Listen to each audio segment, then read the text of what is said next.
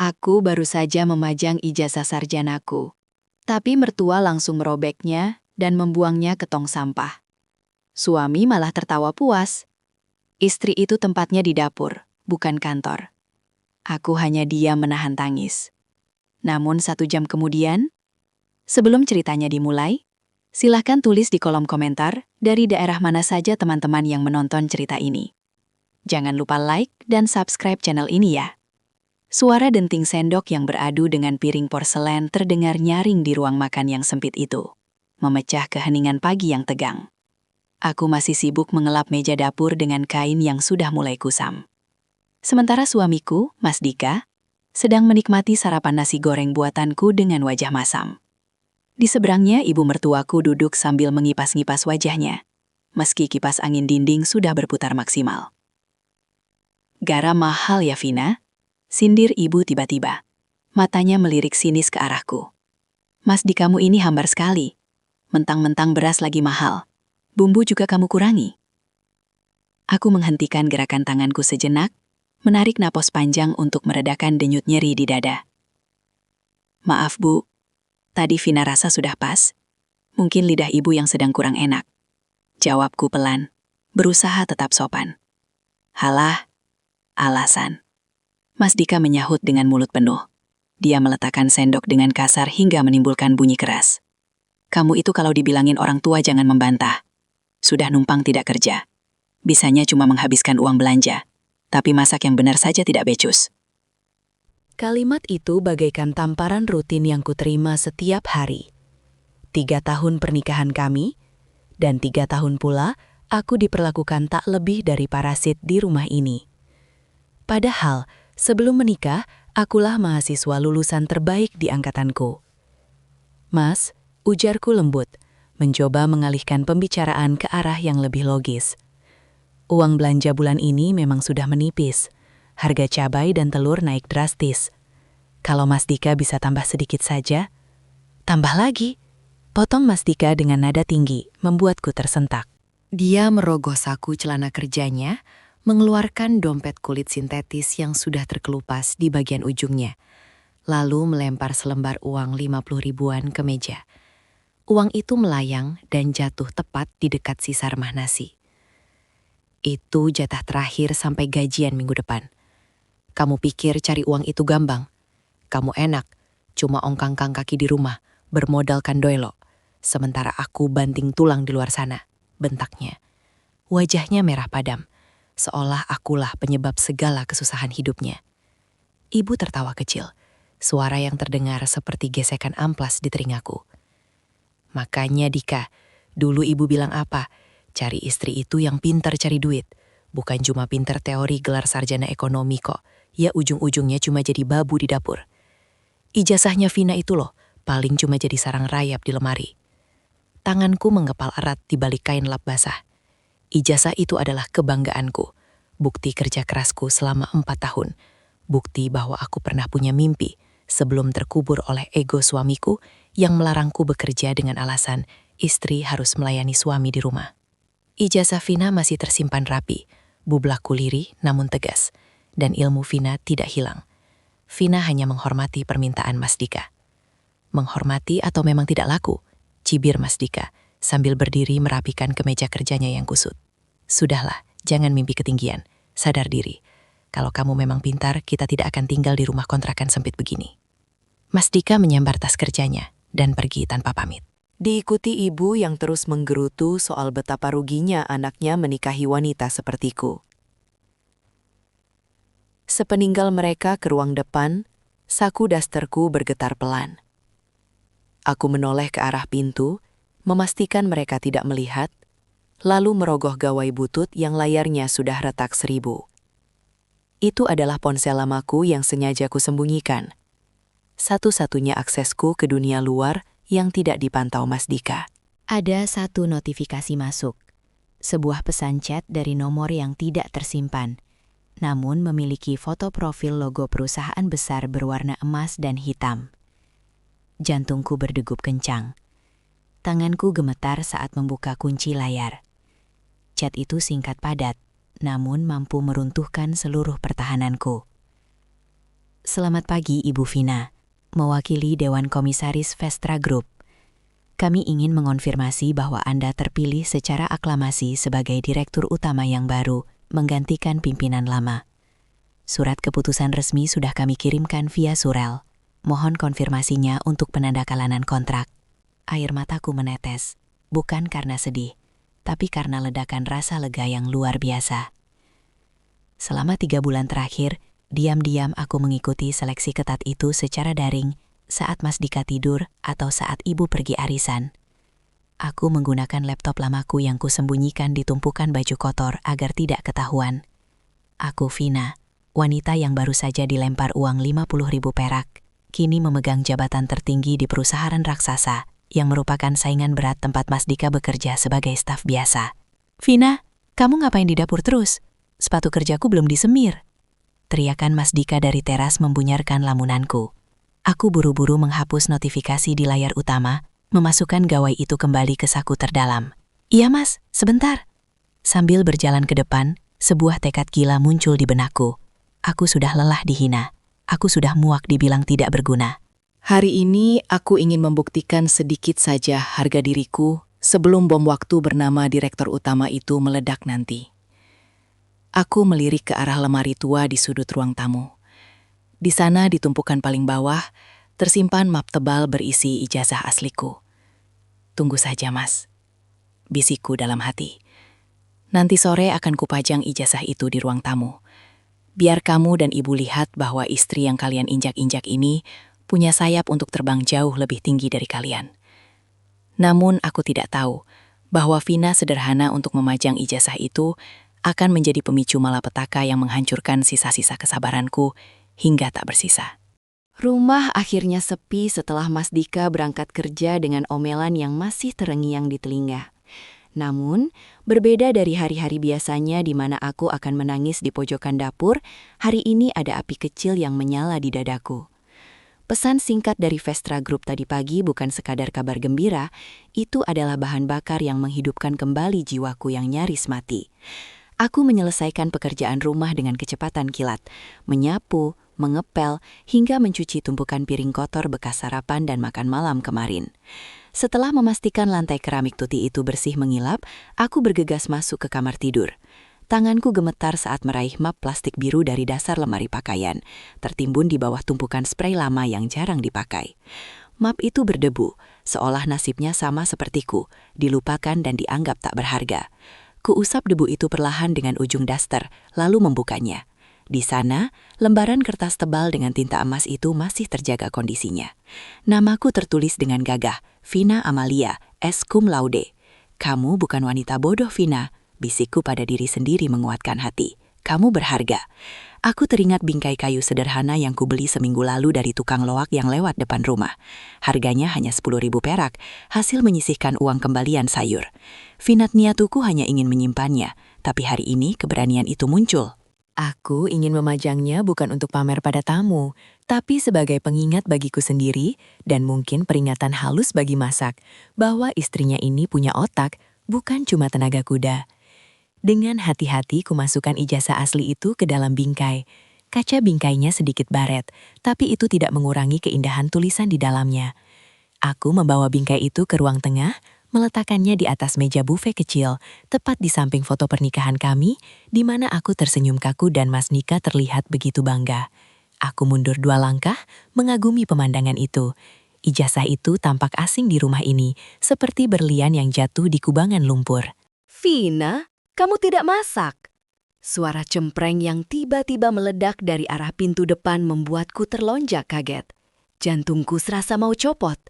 Aku berbalik dan mendapati ibu sudah berdiri di ambang pintu, menenteng tas belanjaan anyaman dengan wajah merah padam karena kepanasan. Ternyata ibu pulang dari pasar lebih cepat dari biasanya. Ibu sudah pulang? Tanyaku gugup. Masa kok, Bu? Tinggal goreng tempe. Sayur asemnya sudah. Kalimatku terputus saat mata elang ibu tidak menatapku, melainkan terkunci lurus ke arah meja buffet.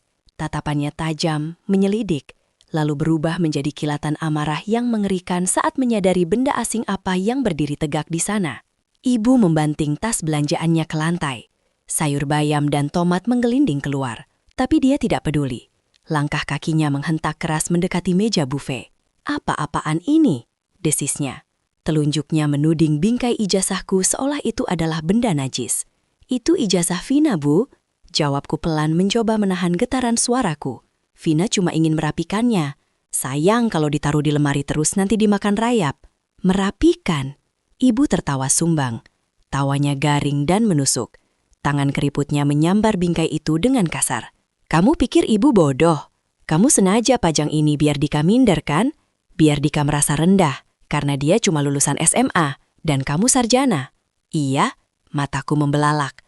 Tuduhan itu begitu jahat dan tak berdasar. Demi Allah, tidak Bu. Vina tidak pernah berniat begitu. Vina cuma ingin menghargai usaha Vina kuliah dulu. Halah, usaha apa? Bentak ibu. Cengkramannya pada bingkai kayu itu menguat. Usaha buat pamer. Dengar ya Vina, di rumah tangga itu yang jadi imam laki-laki. Kalau istri pajang-pajang gelar begini, itu namanya menantang suami. Kamu, Dika merasa tidak becus jadi kepala keluarga cuma gara-gara kertas ginian. Bu, tolong kembalikan. Aku melangkah maju hendak meraih bingkai itu, tapi ibu menepis tanganku kasar. Kamu mau ini? Ibu menatapku dengan sorot mata yang belum pernah kulihat sebelumnya, penuh kebencian murni. Tanpa peringatan, ibu membongkar bagian belakang bingkai itu dengan paksa. Kunci penahan bingkai patah karena tenaganya yang didorong emosi. Kaca bingkai terlepas dan jatuh ke lantai. Pecah berkeping-keping dengan suara piar yang nyaring. Aku mematung. Darahku berdesir hebat. Ibu menarik lembaran ijazah asliku dari sisa bingkai kayu itu. Kertas tebal berlogo universitas ternama itu kini berada di tangan ibu yang gemetar menahan marah. Jangan Bu, itu asli. Vina cuma punya satu. Teriakku histeris, melupakan sopan santun. Aku menerjang maju, berusaha merebutnya, tapi ibu lebih cepat. Dengan gerikan menyentak, dia merobek kertas itu tepat di tengah. Krek. Suara sobekan kertas tebal itu terdengar lebih menyakitkan daripada suara tulang patah. Duniaku seakan berhenti berputar. Ibu, jeritku belum puas. Ibu merobeknya lagi dan lagi, menjadikan bukti perjuanganku selama 4 tahun. Bukti keringat ayahku almarhum yang banting tulang membiayaiku kuliah menjadi serpihan-serpihan sampah tak berbentuk. Potongan namaku terpisah dari gelarku, cap emas universitas terbelah 2. Napas ibu memburu. Dia menatapku yang jatuh terduduk di antara pecahan kaca dengan tatapan puas. Nah, sekarang kamu sama seperti kami, tidak usah sombong punya gelar. Ibu berjalan menuju dapur. Aku merangkak, berusaha mengejarnya, sambil menangis meraung-raung, mengais potongan kertas yang berjajaran di lantai. Tapi ibu sudah sampai di depan tong sampah plastik yang berisi sisa tulang ikan dan kulit bawang busuk. Tempat sampah adalah tempat yang pas untuk kesombonganmu, ucap ibu dingin. Dia melempar sisa potongan ijazah di tangannya ke dalam tong sampah yang bau dan basah itu. Kertas putih itu langsung ternoda oleh minyak jelantah dan lendir sampah dapur. Aku terpaku di lantai dapur yang dingin. Tangisku pecah. Bukan lagi isak tangis sedih, tapi raungan kepedihan yang luar biasa. Rasanya separuh nyawaku ikut dibuang ke tempat sampah itu. Saat aku masih terseduh-seduh memandangi tong sampah itu dengan pandangan kabur, terdengar suara motor Mas Dika berhenti di depan rumah. Dia pulang makan siang. Aku menoleh cepat ke arah pintu. Ada harapan konyol di hatiku, bahwa suamiku akan marah melihat ibunya bertindak sejauh ini, bahwa dia akan membelaku, bahwa dia akan menyelamatkan sisa hariku. Namun harapan itu adalah kesalahan terbesarku selanjutnya. Langkah kaki Mas Dika terdengar berat menghampiri dapur. Dia berdiri di ambang pintu. Kemeja kerjanya yang bagian punggungnya basah oleh keringat terlihat kusut. Matanya menyapu pemandangan kacau di hadapannya. Pecahan kaca bingkai yang berserakan di ruang tengah, aku yang bersimpuh di lantai dapur yang kotor sambil memeluk lutut, dan ibu yang berdiri pongah di samping tong sampah. Ada apa ini? Baru pulang kerja kok, rumah sudah kayak kapal pecah, tegur Mas Dika dengan nada kesal. Dia tidak bertanya apakah aku baik-baik saja. Dia hanya peduli pada ketidaknyamanan visual yang mengganggu istirahat siangnya. Aku mengangkat wajahku yang basah. Mas, ibu, suaraku tercekat. Tenggorokan rasanya sakit sekali. Ibu merobek ijazah asli Vina, Mas. Semuanya dibuang ke tempat sampah. Aku menunjuk tong sampah plastik itu dengan tangan gemetar, berharap Mas Dika akan terkejut. berharap dia akan memarahinya ibunya karena telah melampaui batas kewajaran. Bagaimanapun, Mas Dika tahu betapa bangganya ayahku dulu saat aku di wisuda. Dia ada di sana saat itu, tersenyum lebar di sampingku. Mas Dika melangkah mendekat. Dia menengok ke dalam tong sampah. Melihat potongan kertas tebal yang kini sudah bercampur dengan sisa kuah sayur basi dan kulit telur. Hening sejenak. Aku menahan napas menunggu pembelaannya. Namun yang keluar dari mulut suamiku bukanlah amarah, melainkan dengusan geli yang pelan. Bahunya berguncang. Dia terkekeh. Ya ampun, Vina. Aku kira ada kebakaran atau apa. Ternyata cuma gara-gara kertas usang itu. Duvinaku runtuh untuk kedua kalinya dalam 10 menit. Cuma kertas ulangku tak percaya, Mas. Itu ijazah asli. Kalau Vina mau kerja, nanti kerja. Dia mendorong bahuku dengan keras hingga aku terhuyung menabrak tembok. Mas Dika bergegas masuk ke kamar tidur. Aku mengejarnya dengan terseok-seok, tapi terlambat. Dia sudah mengobrak-abrik tumpukan baju kotor di sudut kamar, tempat persembunyian rahasiaku. Dalam hitungan detik, dia menarik keluar tas laptop hitam yang sudah berdebu. Ini biangnya ya. Mas Dika mengangkat tas itu tinggi-tinggi. Pantas saja kamu berani membantah. Ternyata otakmu masih ada di dunia maya, bukan di rumah tangga ini. Mas, jangan. Di situ banyak data penting. Aku mencoba meraih tas itu, memeluk kaki Mas Dika, memohon seperti pengemis. Vina janji tidak akan memajang ijazah lagi, tapi tolong jangan laptop itu. Vina mohon, Mas. Data penting apa? Data cara melawan suami Mas Dika. Menendang pelan tanganku agar lepas dari kakinya. Tanpa belas kasihan, dia mengeluarkan laptop perak yang sudah tua itu. Dengan gestikan tenang namun mematikan. Dia mengangkatnya setinggi kepala, lalu menghempaskannya sekuat tenaga ke lantai ubin kamar. Brak! Suara benturan keras itu menggema ke seluruh rumah. Bodi laptop itu retak, layarnya pecah berantakan. Dan baterainya terlepas keluar. Belum puas, Mas Dika menginjak papan ketiknya dengan sepatu kerjanya yang keras. Krip, krek. Suara tombol-tombol plastik yang hancur terdengar mengerikan. Nah, ucap Mas Dika sambil mengatur napasnya. Dia menatap bangkai teknologi itu dengan puas. Sekarang tidak ada lagi gangguan, tidak ada lagi mimpi-mimpi konyol. Mulai detik ini, fokusmu cuma satu. Jadi istri yang tahu diri. Ibu yang menyusul ke ambang pintu kamar tersenyum lebar. Terlihat sangat menikmati pertunjukan itu. Syukur, biar kapok. Aku menatap nanar ke arah laptop yang hancur lebur itu. Ijazahku sudah jadi bubur sampah. Laptopku sudah jadi rongsokan. Mereka pikir mereka telah mematikan masa depanku. Mereka pikir mereka telah menang. Perlahan, isak tangisku berhenti. Bukan karena aku tenang, tapi karena ada sesuatu yang patah di dalam diriku. Lalu tersambung kembali dengan bentuk yang berbeda. Dingin, keras, dan tajam. Aku menghapus sisa air mata di pipi dengan punggung tangan. Aku tidak lagi menatap Mas Dika dengan pandangan memohon. Aku menunduk, menatap lantai, menyembunyikan sorot mataku yang mulai berubah. Baik, Mas, ucapku pelan, nyaris berbisik. Suaraku datar, tanpa emosi. Terima kasih sudah mengingatkan Vina. Mas Dika mendengus, merasa menang telak karena mengira aku sudah takluk sepenuhnya. Dia tidak tahu bahwa di saku dasterku, ponsel butut itu masih aman. Dan dia sama sekali tidak tahu bahwa penghancuran ini justru membebaskanku dari rasa bersalah untuk apa yang akan kulakukan selanjutnya. Kehancuran laptop itu bukanlah akhir. Itu adalah tanda dimulainya perang yang sesungguhnya. Suara drum motor Mas Dika yang menjauh, perlahan menghilang di telan hiruk pikuk jalanan siang itu. Rumah kembali hening, menyisakan jejak kehancuran yang nyata di kamar tidur, dan bau sampah yang menyengat di dapur. Aku masih berdiri mematung di tengah kamar, menatap serpihan plastik hitam dan perak yang berseraikan di lantai ubin. Itu bukan sekedar bangkai laptop. Itu adalah nisan bagi wanita bernama Vina, yang selama ini mereka kenal. Ibu melintas di depan pintu kamar sambil membawa segelas es teh manis, melirik sekilas ke arah kekacauan itu dengan senyum miring. Jangan lupa disapu bersih, Vina. Awas kalau ada beling atau plastik yang menusuk kaki ibu. Dika itu memang keras, tapi dia benar. Itu semua buat pelajaran, biar kamu tidak melunjak. Setelah mengatakan itu, ibu berlalu menuju ruang tengah, menyalakan televisi dengan volume keras, seolah tidak baru saja terjadi pembantaian mental di rumah ini. Aku tidak menjawab, bibirku terkatup rapat. Bukan karena takut, melainkan karena aku sadar bahwa bicara pun percuma.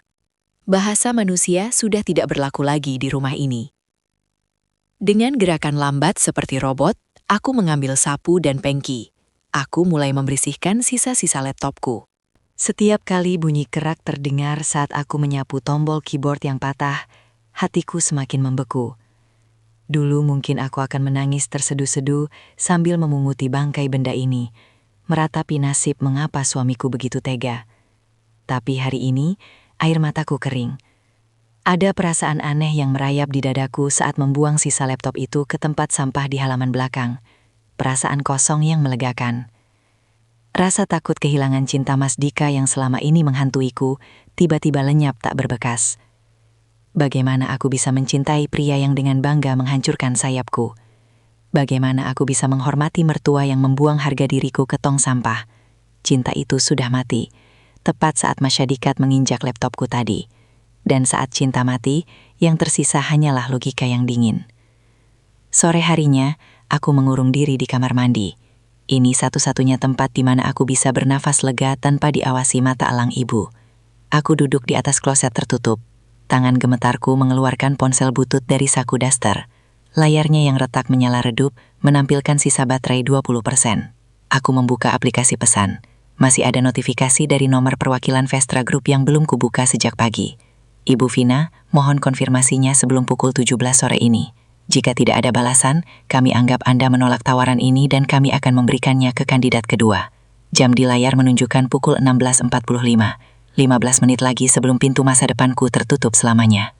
Jika aku menuruti ketakutan ini, aku akan selamanya menjadi budak di rumah kontrakan sempit ini, menua dengan hinaan Mas Dika dan ibu setiap hari. Jemariku menari cepat di atas layar sentuh yang kurang responsif. Aku mengetik balasan dengan hati yang bergemuruh kencang, seolah sedang merakit bom waktu. Selamat sore, saya Vina Amalia. Dengan hormat, saya menerima tawaran posisi Direktur Utama Vestra Group. Saya siap menandatangani kontrak dan mulai bekerja sesuai jadwal yang ditentukan. Mohon kirimkan detail pertemuan selanjutnya. Tombol kirim ditekan. Tanda centang 1 berubah menjadi 2. Lalu berubah biru. Ting, balasan masuk hampir seketika. Terima kasih Ibu Direktur, selamat bergabung. Mobil jemputan akan kami siapkan untuk pertemuan perdana lusa pagi. Kami harap Anda bisa membawa visi baru untuk bersih-bersih perusahaan, termasuk mengevaluasi kinerja anak perusahaan yang baru akan kita akuisisi. Aku tertegun membaca kalimat terakhir itu. Anak perusahaan yang baru akan diakuisisi. Itu adalah kantor tempat Mas Dika bekerja. Sebuah senyum tipis terukir di bibirku. Senyum yang tidak pernah kuberikan pada siapapun. Jadi, nasib kantor Mas Dika kini ada di ujung penaku.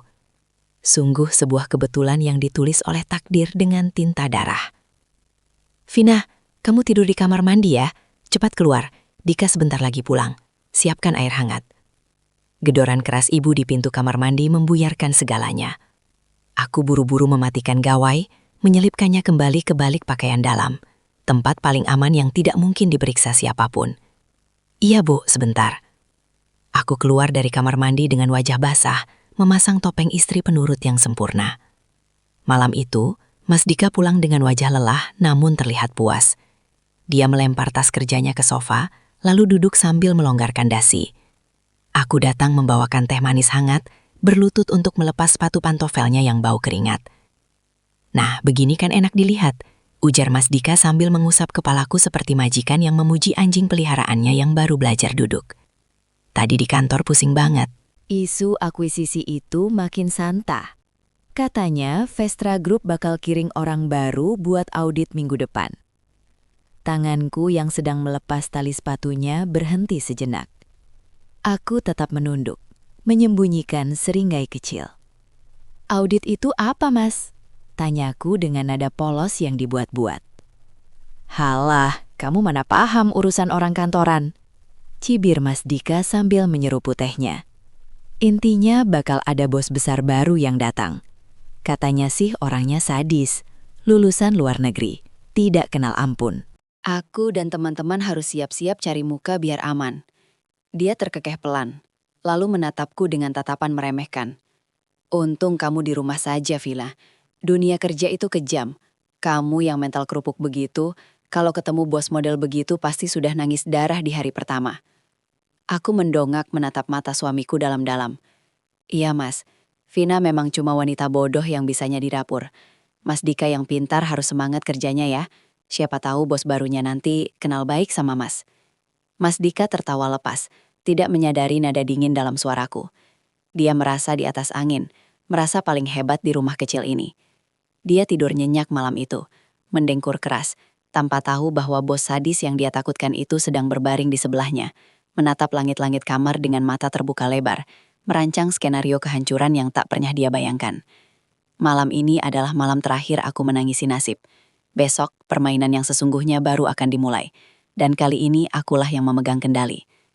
Pagi itu, matahari bahkan belum sempat menampakkan sinarnya di ufuk timur. Namun aku sudah terjaga. Tidak ada lagi sisa air mata di bantal. Tidak ada lagi mata sembab yang biasanya menjadi temanku menyambut pagi. Aku bangun dengan kepala yang dingin dan hati yang seluas samudra mati. Tenang, namun mematikan. Aku bergerak dalam diam, melakukan rutinitas istri berbakti yang selama ini dituntut oleh Mas Dika dan Ibu.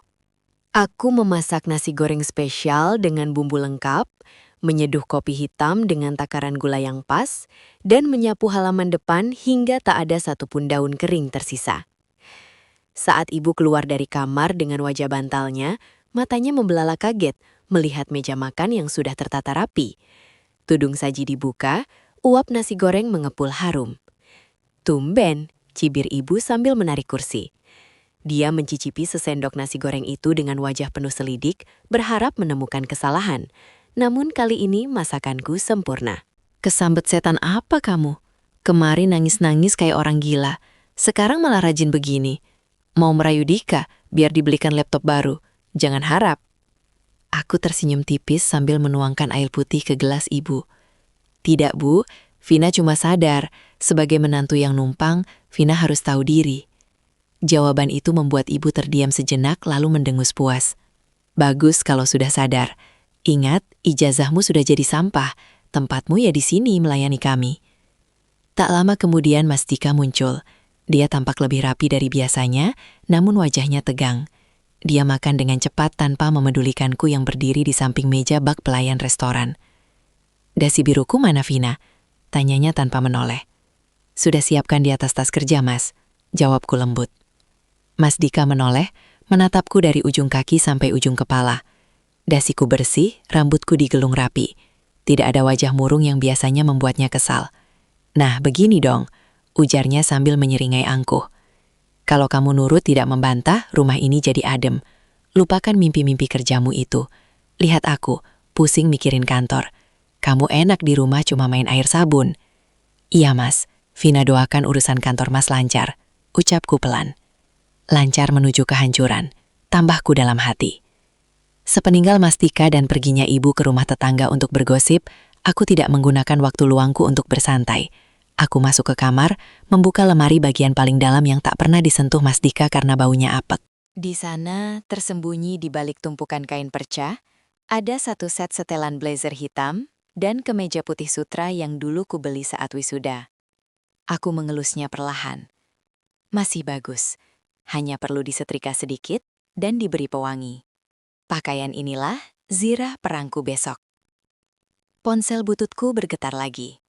Sebuah pesan chat masuk dari sekretaris pribadiku di Vestra Group, Bu Vina. Jadwal besok sudah dikunci. Pukul 9 pagi adalah agenda rapat akuisisi dengan manajemen lama, termasuk seluruh staf divisi pemasaran tempat suami ibu bekerja.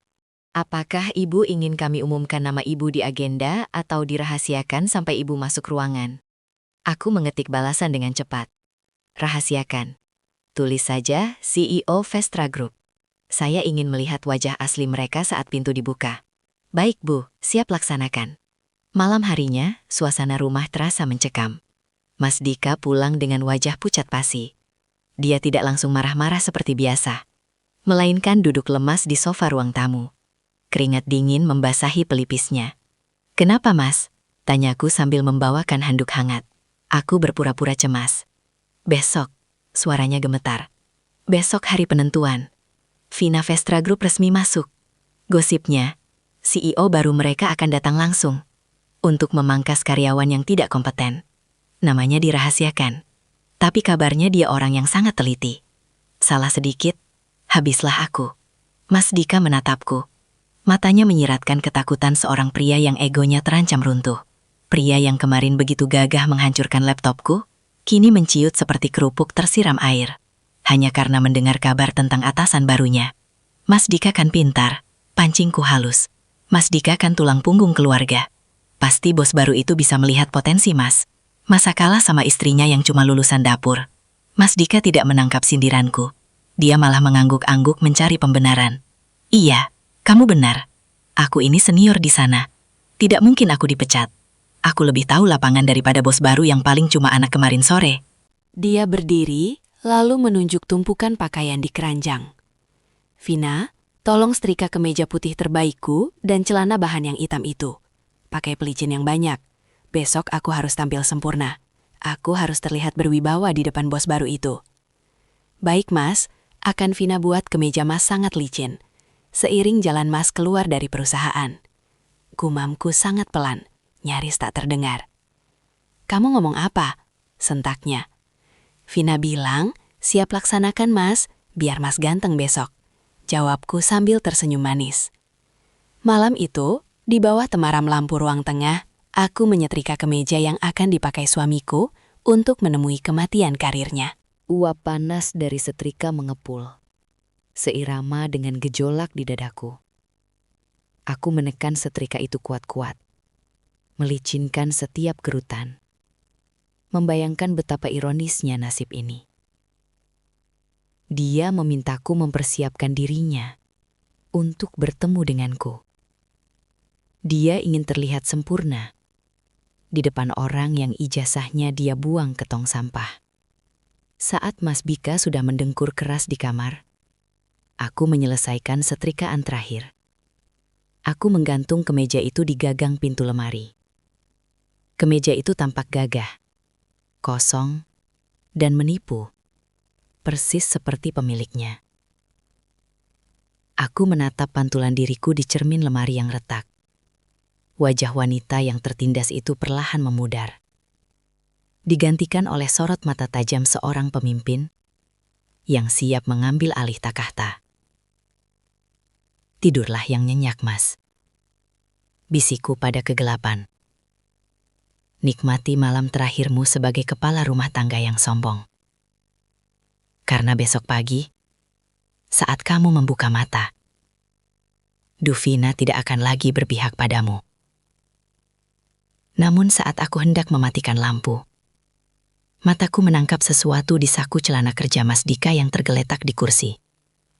Sebuah struk belanjaan menyembul keluar. Penasaran? Aku menariknya. Jantungku berhenti berdetak sejenak saat membaca rinciannya. Itu bukan struk bensin atau makan siang. Itu adalah struk pembelian sebuah gelang emas seberat 5 gram. Tertanggal hari ini, jam istirahat makan siang. Harganya setara dengan uang belanja kami selama 3 bulan. Dan yang membuat darahku mendidih hingga ke ubun-ubun. Di bagian bawah struk tertulis nama member pelanggan, Dika Dina Forever. Tanganku meremas kertas struk itu hingga lumat. Dina. Jadi di tengah ketakutannya akan dipecat, dia masih sempat membelikan emas untuk wanita lain. Sementara dia memaki-maki aku karena minta uang garam.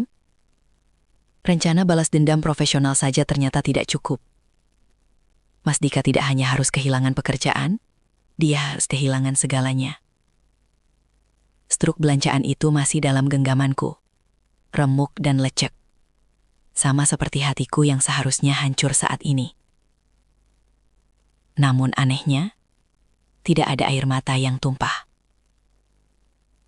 Rasa sakit itu telah bermetamorfosis menjadi energi dingin yang mengalir di setiap pembuluh darahku. Aku menatap Mas Dika yang sedang tidur mendengkur dengan mulut sedikit terbuka. Wajahnya terlihat damai, tanpa beban dosa sedikit pun. Jam dinding menunjukkan pukul 2 dini hari. Suasana kamar begitu hening. Hanya suara jangkrik dari luar dan dengkuran Mas Dika yang mengisi ruangan. Aku melirik ponsel pintar Mas Dika yang tergeletak di nakas di samping jameker. Biasanya dia selalu membawanya kemana-mana, bahkan ke kamar mandi. Ini adalah kesempatan langka. Perlahan, dengan gerakan seringan kapas, aku mengulurkan tangan mengambil benda pipih itu. Terkunci sandi tentu saja. Namun, Mas Dika adalah makhluk kebiasaan. Dia tidak pernah mau repot menghafal angka rumit. Dulu, sandinya adalah tanggal pernikahan kami. Aku mencoba memasukkan angka itu. 120-05-19. Sandi salah. Aku tersenyum miris. Tentu saja dia sudah menggantinya. Tanggal pernikahan kami sudah tidak ada artinya lagi baginya. Aku mencoba berpikir, apa yang paling dia cintai saat ini? Dirinya sendiri, uang, atau wanita itu? Aku teringat tanggal di struk emas tadi. Hari ini, tanggal 25. Mungkin ulang tahun wanita itu tidak terlalu acak. Aku mencoba kombinasi lain. Tanggal lahir ibu mertua. Sandi salah. Tinggal satu kali kesempatan sebelum ponsel ini terkunci otomatis selama beberapa menit. Tanganku sedikit berkeringat. Aku menatap wajah Mas Dika lagi, mengingat betapa dia sangat terobsesi dengan Dina di struk itu. Lalu mataku tertuju pada kalender duduk di meja rias yang dilingkari spidol merah pada tanggal tertentu bulan depan. Tanggal 14. Iseng, aku mencoba tanggal hari ini dibalik dengan tanggal yang dilingkari itu. 14.02. Hari Valentine. Klise sekali. Aku menempelkan jari telunjuk Mas Dika yang sedang tidur ke sensor sidik jari di belakang ponsel. Ini cara paling berisiko, tapi paling pasti. Dengan menahan napas, aku mengangkat pelan tangan kanannya yang berat dan terkulai di sisi kasur. Jantungku berdegup kencang seperti genderang perang. Jika dia bangun sekarang, tamatlah riwayatku. Klik, layar ponsel menyala terbuka. Aku menghela napas lega sehalus mungkin, lalu segera menjauh ke sudut kamar, memunggungi cahaya lampu tidur agar tidak menyilaukan mata Mas Dika. Jemariku langsung menuju aplikasi pesan hijau. Nama kontak paling atas bukan istriku, bukan pula ibu, melainkan My Future Dina Hati Merah 2. Darahku mendidih membaca nama itu. Aku membuka percakapan mereka. Mataku menelusuri deretan pesan yang dikirim sejak pagi tadi. Bertepatan dengan saat aku menangis meratapi ijazahku yang disobek. Mas, makasih ya gelang emasnya. Suka banget. Teman-teman admin di kantor pada iri loh lihat aku pakai givinan. Pesan dari Dina. Jadi dia orang kantor. Satu kantor dengan Mas Dika. Balasan Mas Dika. Apa sih yang gak buat kamu sayang? Nanti kalau audit besok lancar dan aku aman, kita beli yang lebih besar lagi. Tapi istri kamu gimana Mas?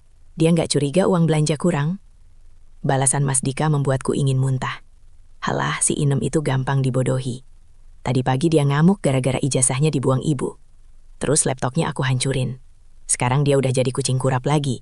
Tenang aja, dia itu bodoh. Nggak bakal berani macam-macam. Ih, Mas Dika jahat banget. Tapi aku suka. Hihi.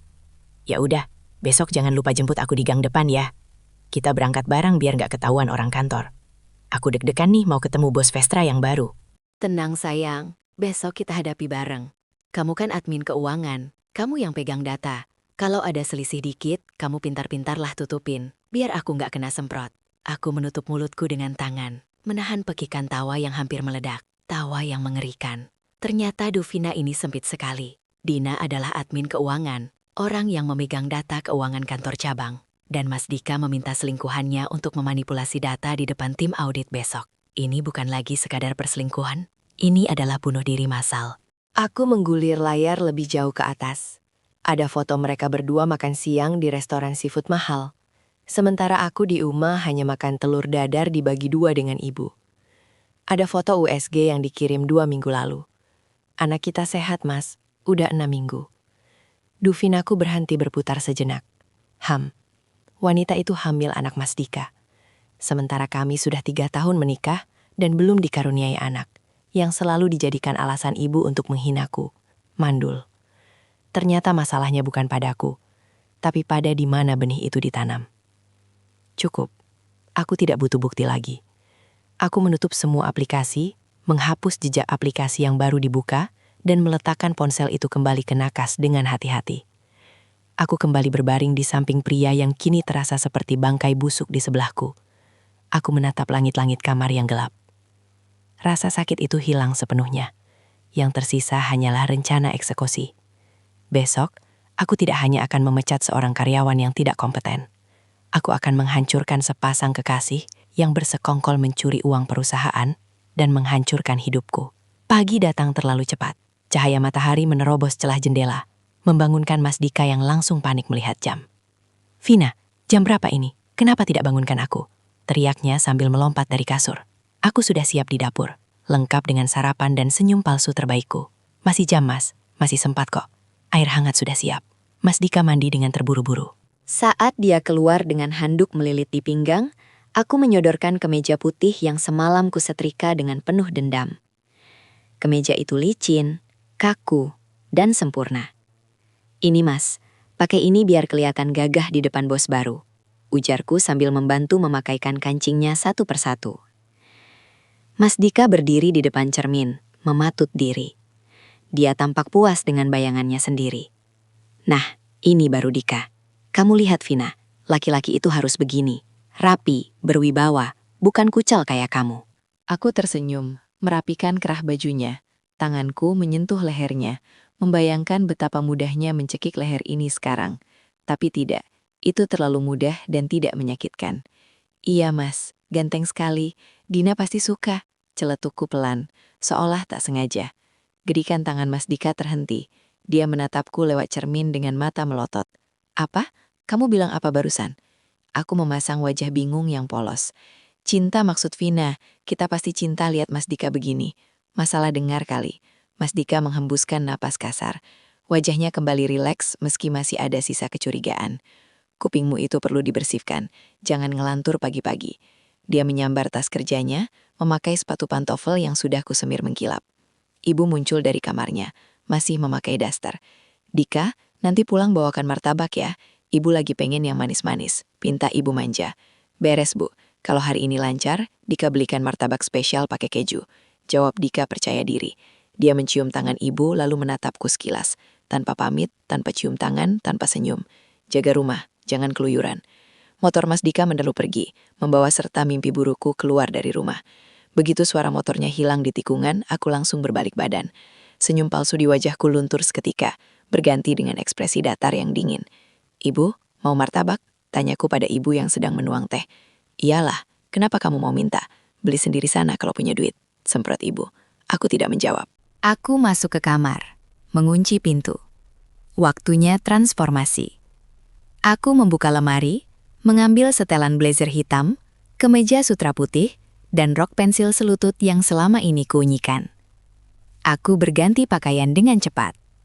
Saat aku melihat cermin, sosok Inem, si pembantu gratisan, sudah hilang. Yang berdiri di sana adalah Vina Amalia SE, wanita karir yang cerdas dan tajam. Aku memoles wajahku dengan riasan tipis, namun tegas. Lipstik warna marun gelap menghiasi bibirku, memberikan kesan otorita. Rambutku yang panjang kugulung rapi ke atas dengan jepit perel yang elegan. Aku mengambil tas kerjaku yang berisi dokumen-dokumen penting yang sudah kupersiapkan. Termasuk salinan chat perselingkuhan yang sempat kutangkap layarnya dan kirim ke ponsel rahasiaku semalam. Ponsel bututku bergetar. "Bu Vina, sopir sudah di depan gang. Mobil Alphard hitam, plat B1, VST." Aku membalas. "Saya keluar sekarang." Aku membuka pintu kamar. Suara hak sepatu tinggiku, tok, tok, tok, menggema di lantai keramik. Terdengar asing di rumah kumuh ini. Ibu yang sedang asyik menonton acara gosip di TV menoleh malas. Namun, saat matanya menangkap sosokku, gelas teh di tangannya terlepas dan jatuh. Prang! Teh panas tumpah ke lantai. Tapi ibu tidak bergerak. Mulutnya menganga lebar. Matanya nyaris keluar melihat menantunya yang biasanya lusuh, kini berdiri tegak bak majalah bisnis, lengkap dengan aura yang mengintimidasi. "Nia, kamu mau kemana? Dandan kayak orang gila begitu." Gagap ibu. Suaranya bergetar antara kaget dan takut. Aku berhenti tepat di depan pintu utama. Aku tidak menoleh ke arah ibu. Aku hanya melirik sedikit lewat bahuku, memberikan tatapan yang membuat ibu merinding. "Mau kerja, Bu?" Jawabku singkat. Nadanya bukan lagi meminta izin, tapi pemberitahuan. "Kerja? Siapa yang izinkan? Dika bilang kamu tidak boleh." "Dika tidak punya hak lagi mengatur saya." Potongku dingin. "Dan oh ya Bu, jangan tunggu Dika pulang bawa martabak. Takutnya dia pulang nanti sudah tidak doyan makan, karena kenyang makan karma." Tanpa menunggu jawaban ibu yang masih syok berat, aku melangkah keluar rumah. Angin pagi menerpa wajahku. Di ujung gang, sebuah mobil mewah hitam mengkilap sudah menunggu. Sopir berseragam safari turun dan membukakan pintu untukku. Tetangga yang sedang menyapu halaman melongo. Tukang sayur berhenti melayani pembeli. Semua mata tertuju padaku saat aku masuk ke dalam mobil mewah itu. Saat pintu mobil tertutup dan AC dingin menyapa kulitku, aku berbisik pada sopir. "Ke kantor cabang, Pak. Lewat jalan tikus aja. Biar cepat. Saya tidak sabar ingin memulai rapat." Mobil mewah itu meluncur mulus membelah kemacetan kota, membawaku menuju distrik bisnis tempat kantor cabang Vestra berada. Gedung yang sama, tempat masyadikat mengais rezeki dan mengkhianatiku. Di dalam kabin yang sejuk dan wangi kulit mahal ini, aku menyandarkan punggung yang selama 3 tahun terakhir selalu tegang karena beban pekerjaan rumah tangga. "Kita sudah sampai, Bu Vina. Apakah Ibu ingin masuk lewat lobi utama atau jalur VIP?" Tanya Kak sopir dengan sopan. Matanya melirik lewat spion tengah. "Jalur VIP, Pak. Lewat basement khusus direksi. Saya belum ingin membuat keributan di lobi." Jawabku tenang. Mobil berbelok masuk ke area parkir khusus yang dijaga ketat. Begitu pintu mobil dibuka, 2 orang pria berjas rapi dan seorang wanita muda dengan tablet di tangannya sudah menunggu. Mereka menunduk hormat saat aku turun. "Selamat pagi Ibu Direktur Utama, selamat datang di Vestra." "Siapa wanita itu?" "Namanya Tari, asisten pribadiku yang selama ini berkomunikasi lewat chat. Ruangan Ibu sudah siap di lantai teratas. Dari sana Ibu bisa memantau seluruh area kantor, termasuk ruang rapat utama melalui CCTV." Aku mengangguk, merapikan blazer hitamku. "Bagus. Saya ingin melihat pertunjukan sirkus sebelum saya masuk ke kandang singa." Kami naik menggunakan lift khusus yang membawa kami langsung ke lantai eksekutif. Di ruangan baruku yang luas dan berdinding kaca, sebuah layar monitor besar menampilkan berbagai sudut kantor. Tari dengan sigap menyalakan layar yang terhubung ke kamera di lobi dan area lift karyawan. "Target Ibu, Bapak Dika. Baru saja tiba 5 menit yang lalu," lapor Tari sambil menunjuk salah satu kotak di layar. Mataku menyipit. Di layar itu terlihat masyadikat berjalan masuk dengan gaya sok penting. Dia mengenakan kemeja putih yang kustrika pagi tadi. Di sebelahnya berjalan seorang wanita berambut panjang, mengenakan rok pendek yang cukup ketat. Di mereka terlihat berjarak saat melewati pos satpam. Namun begitu masuk ke dalam lift yang kosong, bahasa tubuh mereka berubah drastis. Tari menekan tombol untuk memperbesar tampilan kamera di dalam lift. Tanpa mereka sadari, setiap gerak-gerik mereka terpampang jelas di hadapanku. Mas Dika tampak mengelap keringat di dahinya, terlihat gugup. Dina dengan berani memegang tangan Mas Dika, mengelusnya menenangkan. "Tenang Mas." Suara Dina terdengar samar dari pengeras suara monitor. Rupanya CCTV lift ini dilengkapi perekam suara. "Data keuangan sudah aku amankan.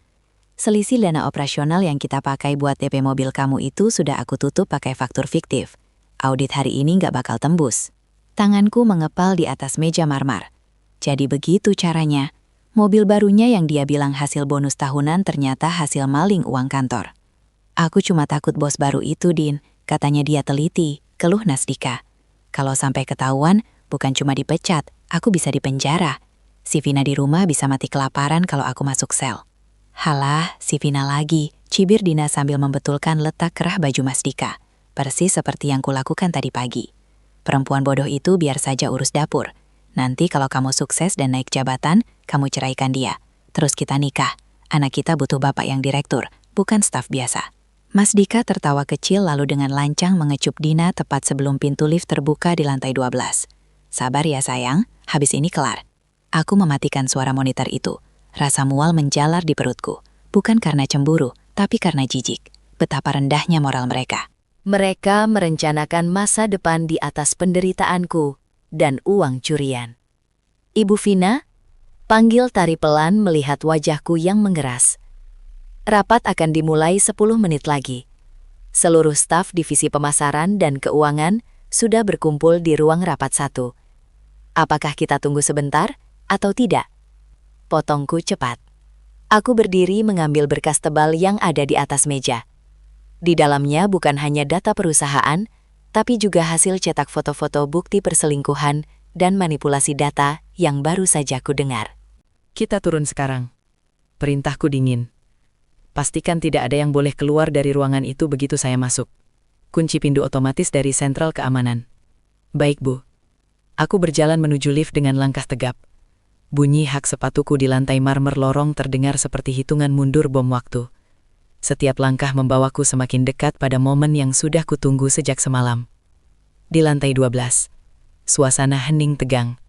Karyawan lain yang berpapasan denganku di koridor menepi dan menunduk takut. Meski mereka belum tahu siapa aku, aura kekuasaan yang kupancarkan membuat mereka segan. Aku berhenti tepat di depan pintu ganda kayu jati yang kokoh, pintu ruang rapat utama. Dari dalam terdengar suara Masdika yang sedang berbicara lantang, mungkin sedang memberi pengarahan atau sekadar pamer kekuasaan semu kepada bawahannya. Ingat ya kawan-kawan, kita harus solid. Jangan ada yang bocor mulut ke manajemen baru.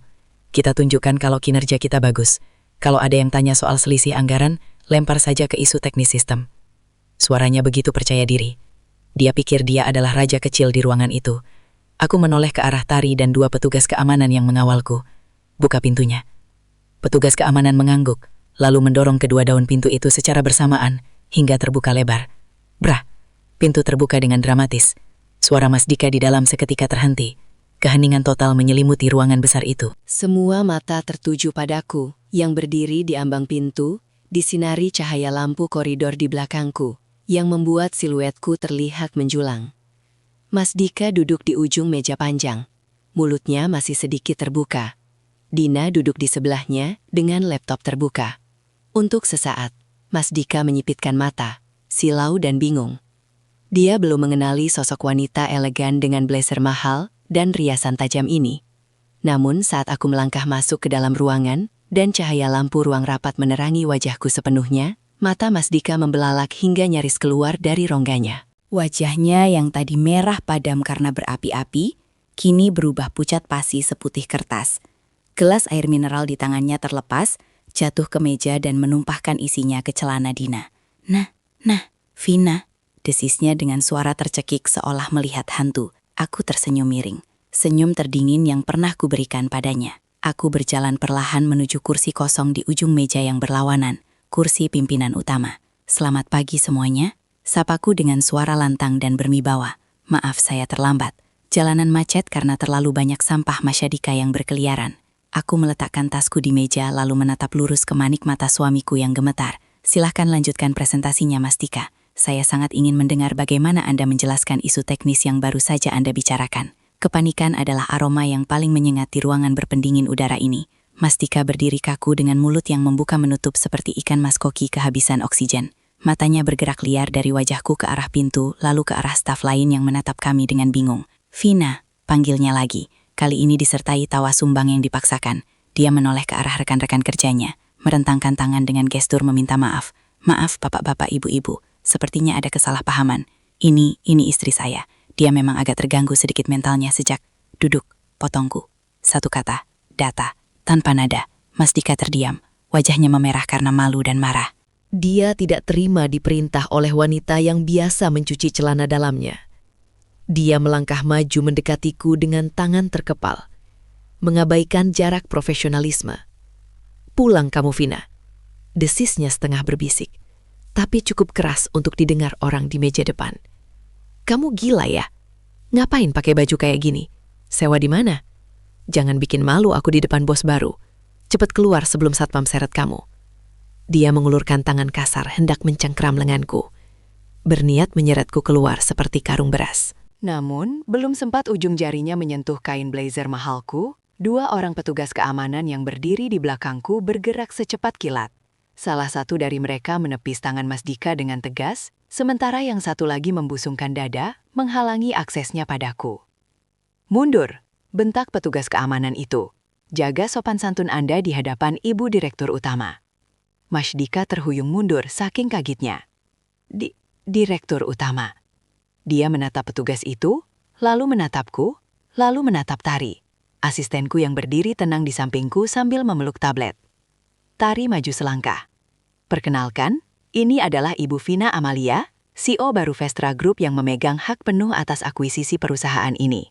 Beliau adalah atasan tertinggi Anda mulai detik ini." Hening.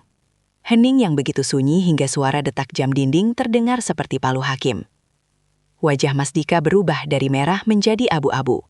Lututnya tampak goyah. Dia menatapku seolah aku adalah alien yang baru turun dari piring terbang. Enggak mungkin," gumamnya menggelengkan kepala berulang kali. Penyangkalan The Final adalah reaksi pertama orang yang egonya hancur. Dia cuma ibu rumah tangga, dia pengangguran, ijazahnya saja sudah dibuang. "Silakan duduk Saudara Dika," ulangku kali ini dengan nada yang lebih menekan. "Atau Anda lebih suka rapat ini kita batalkan, dan surat PHK langsung saya tanda tangani sekarang." Ancaman itu bekerja. Insting bertahan hidup Mas Dika mengambil alih. Dengan gemetar, dia mundur perlahan dan kembali duduk di kursinya yang terasa panas. Di sebelahnya, Dina menunduk dalam-dalam.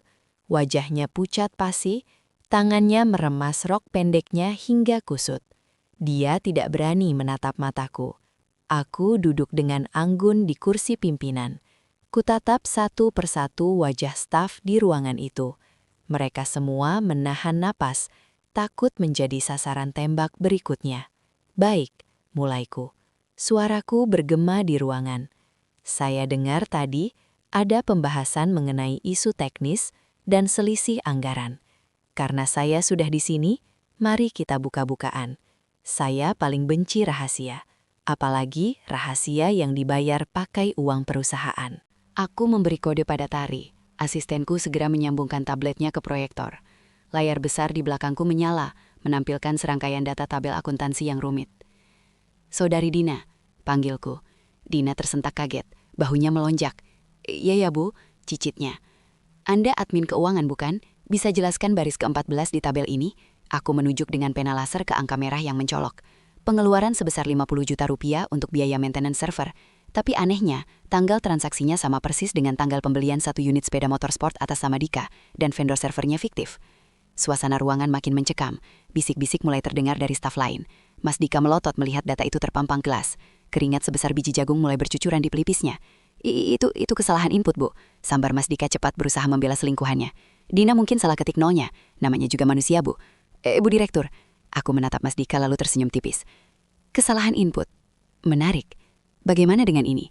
Layar berganti, kini menampilkan foto struk belanja emas yang kutemukan di saku celana Mas Dika semalam. Foto itu diperbesar, zoomnya tepat di tulisan Dika di Nafre. Apakah ini juga kesalahan input sistem? Takku santai. Membeli gelang emas di jam kerja menggunakan dana taktis kantor yang diselipkan di pos alat tulis kantor.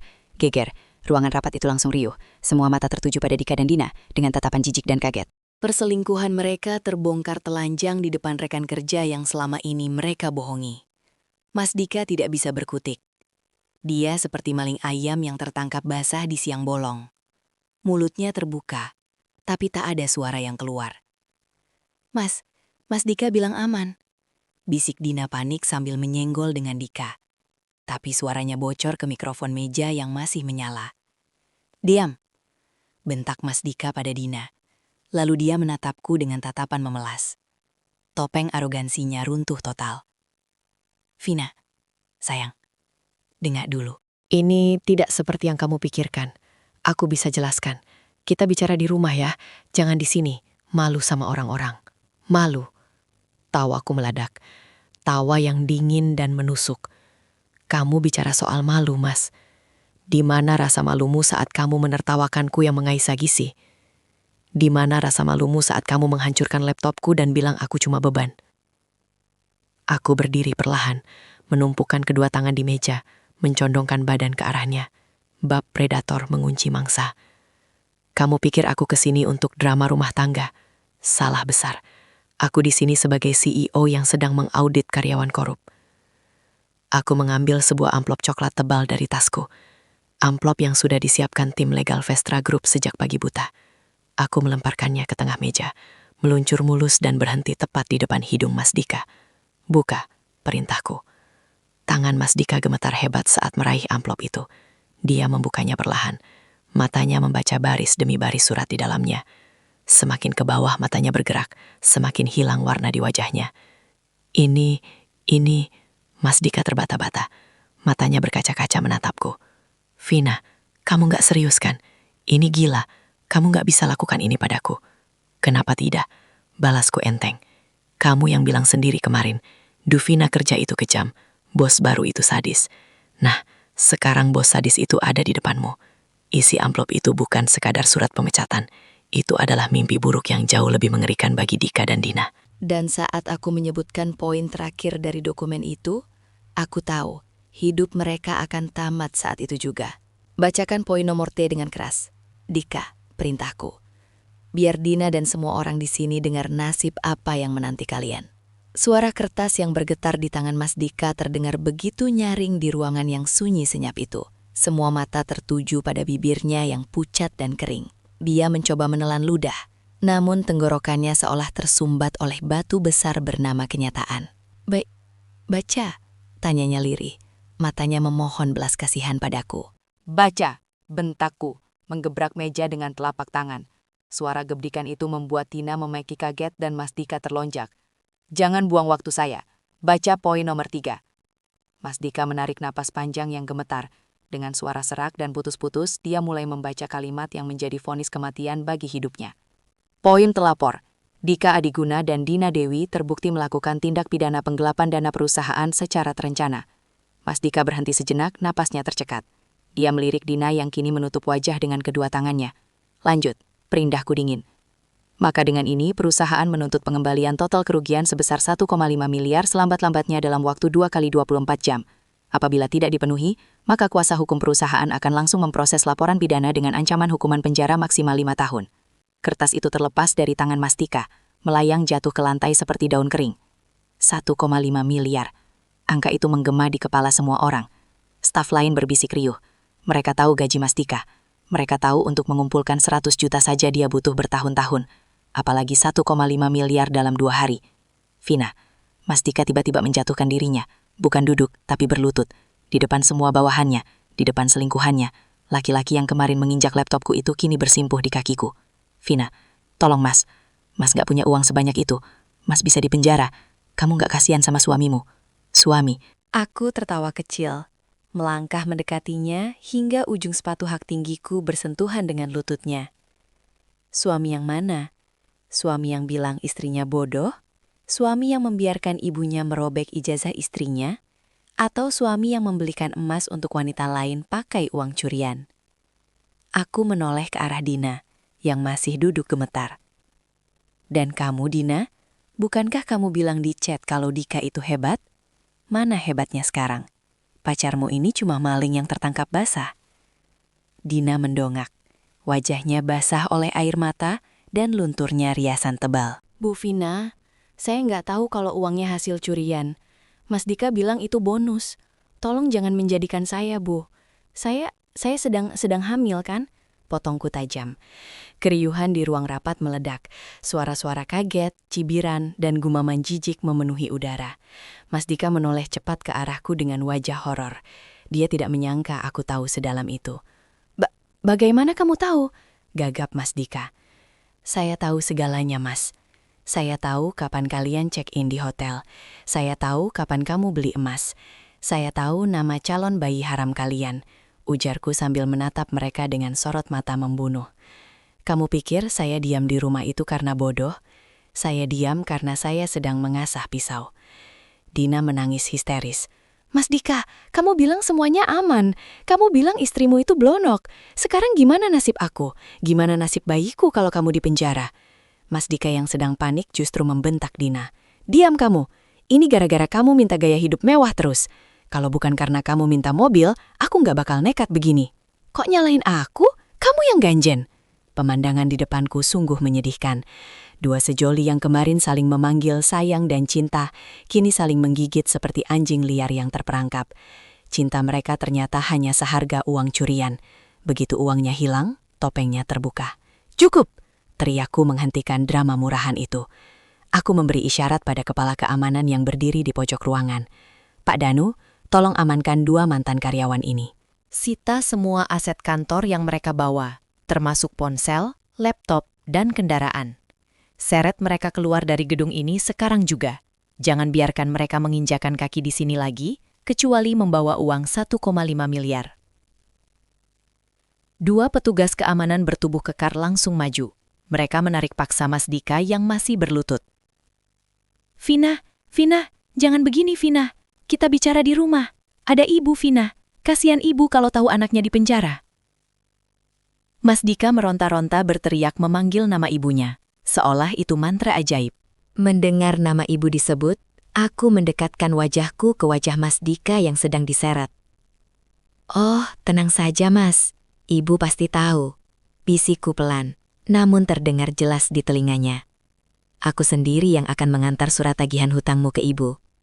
Biar ibu tahu betapa suksesnya anak kesayangannya ini. Kamu iblis, Vina. Iblis! Teriak Mas Dika saat diseret keluar pintu.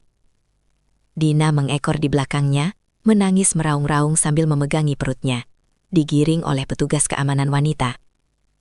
Tidak ada satupun rekan kerjanya yang menaruh simpati. Tatapan mereka penuh penghinaan. Pintu ruang rapat tertutup kembali. Keheningan yang berbeda kini menyelimuti ruangan. Bukan keheningan tegang, tapi keheningan penuh rasa hormat dan ketakutan. Aku kembali ke kursi pimpinan. Merapikan blazerku yang sedikit bergeser. Nafasku teratur, jantungku berdetak normal. Kepuasan ini terasa jauh lebih nikmat daripada yang kubayangkan. Baik, ucapku tenang. Menatap sisa staf yang masih terpaku. Sampah sudah dibersihkan. Sekarang udaranya jadi lebih segar. Mari kita mulai rapat yang sebenarnya. Saya ingin laporan keuangan yang bersih, jujur, dan tidak ada rekayasa. Siapa yang berani main-main seperti dua orang tadi? Silahkan angkat kaki sekarang.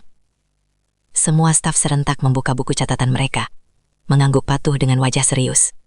Tidak ada yang berani menatap mataku lebih dari 2 detik. Aku telah memenangkan perang di kantor ini. Tapi pertempuran belum selesai sepenuhnya. Masih ada satu tempat lagi yang harus kubersihkan. Masih ada satu orang lagi yang perlu kuberi pelajaran tentang arti sampah. Rumah kontrakan itu dan ibu mertua.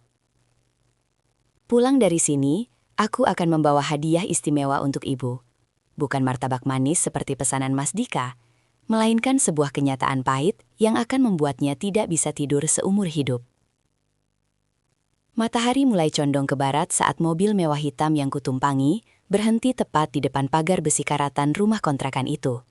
Langit berwarna jingga kemerahan. Seolah alam semesta sedang bersiap menutup tirai panggung drama kehidupanku di tempat kumuh ini. Aku turun dari mobil. Pak sopir dengan sigap ingin membantuku. Tapi aku mengangkat tangan. Tunggu di sini saja, Pak. Ini urusan pribadi. Tidak akan lama. Aku melangkah masuk ke halaman. Pintu rumah terbuka lebar. Di ruang tengah, ibu sedang duduk berselonjor kaki sambil mengunyah camilan. Matanya tak lepas dari layar televisi. Assalamualaikum, ucapku datar. Ibu menoleh. Mulutnya berhenti mengunyah. Matanya membelalak melihat penampilanku yang masih lengkap dengan setelan blazer mahalku. Tas kerja kulit bermerek tergenggam erat di tangan kananku. Penampilan yang sangat kontras dengan dinding rumah yang catnya mulai mengelupas. Waalaikumsalam. jawab ibu gugup. Tapi sedetik kemudian, watak aslinya kembali muncul. Dia mendengus kasar. Pulang juga kamu. Kirain sudah minggat. Mana Dika? Katanya mau bawa martabak. Kok kamu pulang sendiri naik mobil orang? Aku tersenyum tipis. Senyum yang penuh arti. Dika tidak bisa pulang, Bu. Dia sedang sibuk diurus pihak berwajib. Hah? Maksudmu apa? Ibu bangkit berdiri. Keripik di pangkuannya berjatuhan ke lantai. Jangan ngomong sembarangan kamu. Anakku itu orang sukses. Calon pejabat kantor. Aku berjalan mendekati meja tamu. Tempat di mana dulu bingkai ijazahku pernah berdiri sebelum dihancurkan. Aku meletakkan sebuah amplop coklat tebal di sana. Amplop yang sama yang tadi membuat Dika berlutut. Ini martabak spesial untuk ibu. Ujarku tenang. Tapi rasanya agak pahit. Isinya tagihan utang Dika sebesar 1,5 miliar yang harus dibayar besok. Kalau tidak, Dika akan mendekam di penjara selama 5 tahun. Wajah ibu memucat seketika. 1,5 miliar. Kamu gila. Dika nggak mungkin punya utang segitu. Dika mencuri uang perusahaan, Bu. Jelasku tanpa belas kasihan. Demi membelikan ibu oleh-oleh, demi gaya hidup mewahnya, dan demi membelikan emas untuk selingkuhannya yang bernama Dina. Oh ya, Dina sedang hamil anak Dika. Jadi, sebentar lagi ibu akan punya cucu dari seorang koruptor. Tubuh ibu limbung. Dia berpegangan pada pinggiran meja agar tidak jatuh. Matanya menatapku nanar, mencari kebohongan di wajahku. Tapi dia hanya menemukan kebenaran yang dingin. Kamu bohong. Desisnya lemah. Tiba-tiba telepon rumah yang berdebu di pojok ruangan berdering nyaring. Ibu menatap telepon itu dengan takut. Angkat, Bu. Perintahku. Itu pasti anak kesayangan ibu. Dia minta tolong. Dengan tangan gemetar hebat, ibu mengangkat gagang telepon. Halo? Suara tangisan Dika yang histeris terdengar bocor sampai ke tempatku berdiri. Bu, tolong Dika. Bu, Dika ditahan di kantor polisi. Dika dipecat. Ibu harus gadain sertifikat tanah di kampung. Bu, tolong Dika. Bu, Vina jahat, Bu. Vina ternyata bosnya. Gagang telepon itu terlepas dari tangan ibu, menggantung dan berayun-ayun. Ibu merosot ke lantai, menangis meraung-raung memanggil nama anaknya. Dunianya hancur dalam hitungan detik. Kebanggaan semuanya runtuh tak tersisa. Aku menatap pemandangan itu tanpa rasa iba.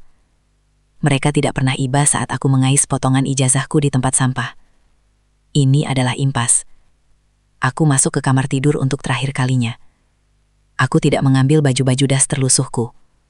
Biarkan itu jadi sampah di sini. Aku hanya mengambil koper kecil berisi dokumen pribadi yang tersisa dan foto almarhum ayahku. Saat aku keluar kamar, ibu masih menangis di lantai. Dia melihatku menyeret koper. Tiba-tiba dia merangkak mendekatiku, memeluk kakiku. Persis seperti yang dilakukan Dika tadi siang. Vina, tolong ibu nak, tolong suamimu, ratapnya. Air matanya membasahi sepatu mahalku. Ibu minta maaf, ibu khilaf. Jangan penjarakan Dika. Kamu kan istrinya, kamu kan kaya sekarang. Tolong bayarin hutangnya. Aku menepis tangan ibu perlahan, tapi tegas. Aku mundur selangkah, menjaga jarak. Saya bukan lagi istrinya, Bu. Ucapku dingin. Aku mengeluarkan satu amplop lagi dari tas kerjaku. Amplop putih bersih. Aku jatuhkan tepat di hadapan ibu yang bersimpuh. Itu surat gugatan cerai. Sudah saya tanda tangani. Pengacara saya akan mengurus sisanya. Soal harta gono gini, rasanya tidak ada yang perlu dibagi, karena Dika hanya punya hutang. Aku memandang sekeliling rumah itu. Rumah yang dulu terasa seperti Dika, kini hanya terlihat seperti bangunan kosong yang menyedihkan. Dan satu lagi, Bu, tambahku sebelum berbalik pergi. Ijazah sarjana yang ibu sobek dan buang ke tong sampah itu. Ternyata ibu benar, kertas itu memang tidak berguna bagi saya sekarang. Karena tanpa kertas itu pun, saya bisa membeli harga diri kalian semua. Aku melangkah keluar pintu tanpa menoleh lagi. Suara raungan penyesalan ibu terdengar semakin menjauh di belakang punggungku. Langit di luar sudah berubah menjadi biru gelap bertabur bintang. Sopir membukakan pintu mobil untukku. "Kita pulang ke apartemen baru saya, Pak," perintahku. "Baik, Bu, iya." Mobil melaju meninggalkan gang sempit itu selamanya. Aku menyadarkan kepala, menghela napas panjang yang terasa sangat lega. Beban 3 tahun itu telah terangkat. Tidak ada lagi Vina yang menangis di dapur. Tidak ada lagi Vina yang dihina. Malam ini, aku adalah wanita merdeka. Seorang janda, seorang direktur utama, dan seorang wanita yang baru saja memenangkan kembali hidupnya. Di kaca spion, bayangan rumah kontrakan itu menghilang ditelan kegelapan, bersamaan dengan masa lalu yang sudah kubakar habis menjadi abu. Dan aku tersenyum menyambut masa depan yang cerah benderang. Tamat. Ya.